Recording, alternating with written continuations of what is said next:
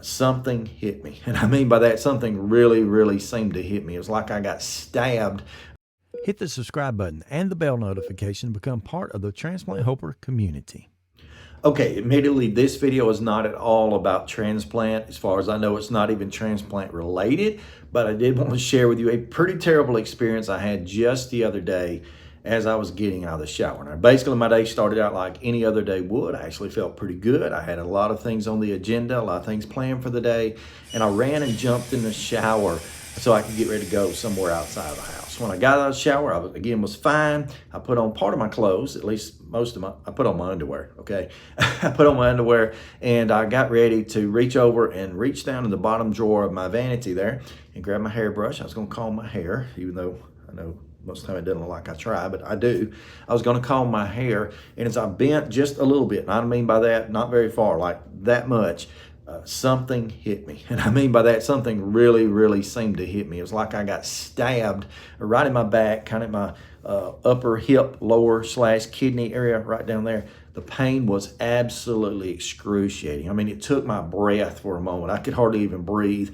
I don't think I doubled over at all. I certainly know I didn't straighten up at all. Something had happened with my back, and it was bad. And so I kind of put my hands down on the countertop, kind of secured myself, tried to catch my breath, tried to work through the pain for just a moment. Thankfully, because I've experienced so much pain throughout my life between migraine headaches and transplant itself, I knew a little bit about that. So I kind of took 3 very deep breaths, let those out, went through that process, and then tried to really process mentally what was going on. I had no idea. And finally, as I got about myself a little bit, I eased my way very carefully out of the bathroom over to my bed and kind of put my hands down on my bed, doing the same thing until I could try to come up with a way that I could twist, that I could turn, that I could try to lay down for a minute. And finally I did. It was very painful. No matter which I turned, the pain just seemed to be radiating worse and worse. It was running down my hip into my leg. My leg felt a little tingly and numb and weak for whatever reason. I assumed I was in pretty bad shape, so I did what anybody would do. I laid there on the bed for just a moment, still trying to catch my breath, trying to make a plan of attack on what I might do in the next few minutes. In a few moments or 2, 3, 5, 10,000 moments, it felt like eventually the pain backed off, but it hadn't really got a whole lot better. I managed to get up because I did have some things I had to do for the day. I got up, managed to ease my way in the closet, got my blue jeans, slid them on very carefully, kind of, again, transplant type technique, like after you've had a heart cath in your groin, you know how you can get clothes on if you do it right. I got my clothes on and made my way on about to do what I needed to do for the day. Now, thankfully, that didn't last for about 30 minutes. I was barely out of the house, and the whole time I was out, oh man, any way that I turned, any way that I twisted, the pain just kept stabbing again and again and again. I wasn't sure what that was. So I immediately made my way back home, eased into the house, pretty much just stood there because there was no way that I was really going to feel comfortable sitting down nor laying down. So standing was kind of the best position, so long as I kept the weight shifted to my right leg instead of the left, where all the pain was radiating down. And I was just trying to figure out what was going on. I called my parents, talked with them for a minute. My dad basically told me, hey, you may have sciatic nerve pain. That sounds like that's what that is.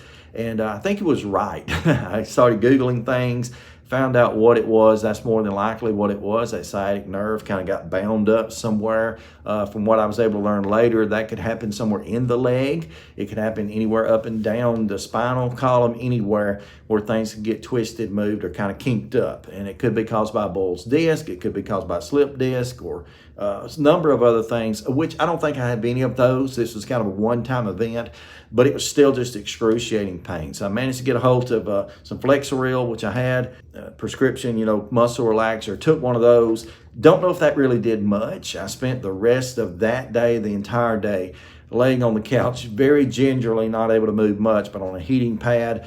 From what I was able to research, that helped some. But what really helped, and the reason I'm sharing this with you, is for that sciatic, I can't say it now, that nerve pain, that stuff. What was really able to help, I found a couple of YouTube videos, one particularly that helped, that talked about some stretches that you have to do. And basically, it's a medical doctor, who said until you can stretch or pull that nerve back out like it's supposed to do, or get things kind of twisted back like they're supposed to be, the pain's just not going to ease up.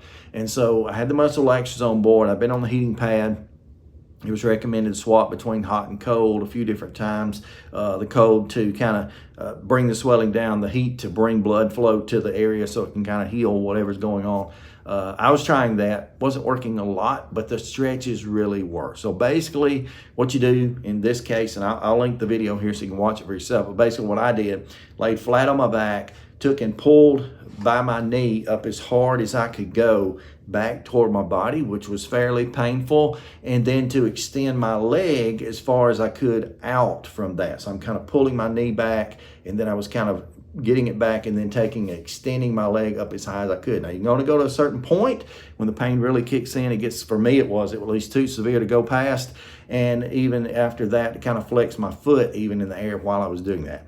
I did that maybe 8-10 times, stopped because that's all I could take, waited about an hour, still heat, cold, did it again. Finally, up to the point, that was on a Friday. Saturday morning, I woke up, there was some relief. I could now kind of walk straight, although I had kind of a funny little twist, you know, kind of felt like, I really felt like I was crooked all day, like I was hanging crooked, you know, from the hip down.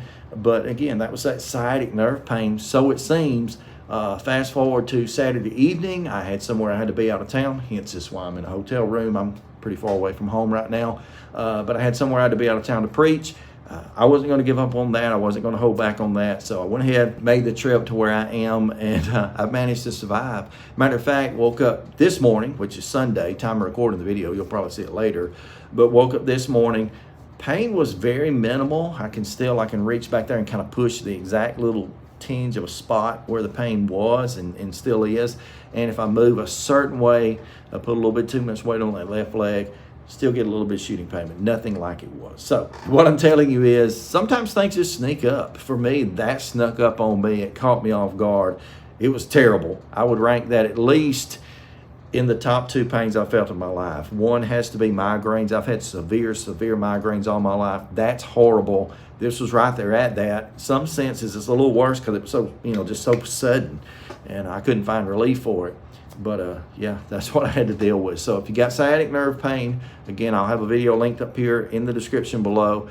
Go watch that. Follow some of those instructions. If that doesn't work, probably I would guess within about 24 hours or so, I'd go in and see some sort of a physician, whether it be a medical doctor or some type of massage therapist or I don't know, what else could you say, a chiropractor. I'd go get it checked out. Thankfully, mine subsided better than that. And I know one thing I'm going to be doing in the future, that's stretching. I'm going to do a lot more stretching to try to prevent anything like this from happening. Thanks so much for joining me today. Again, I know it's not transplant related, but I thought I'd share it with you nonetheless.